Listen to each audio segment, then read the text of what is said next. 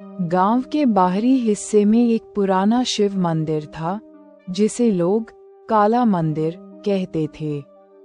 कहा जाता था कि वहां की घंटी कभी कोई नहीं बजाता, क्योंकि जो उसे छूता है वो 3 दिनों के अंदर गायब हो जाता है। लोगों का मानना था कि वो घंटी भगवान की नहीं, बल्कि किसी श्रापित आत्मा की निशानी थी। लेकिन नए जमाने के लोग इन बातों पर हंसते थे, खासकर रवि, जो कॉलेज से नया नया लौटा था। एक दिन रवि ने दोस्तों से कहा, मैं जाकर वो घंटी बजा दूंगा। सबने मना किया, पर रवि नहीं माना।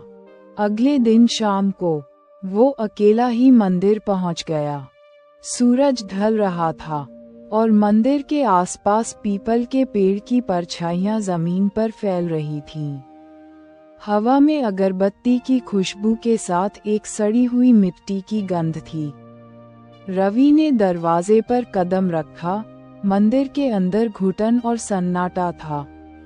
दीवारों पर पुराने दिए अब भी बुझ चुके थे और बीच में पड़ी थी वो घंटी, काली, जंग लगी और भारी।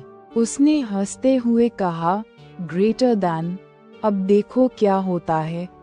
और जैसे ही उसने घंटी को छुआ, घंटी नहीं बजी, बल्कि मंदिर की दीवारों ने गूंज उठी, क्यों छेड़ा तूने मेरी नींद।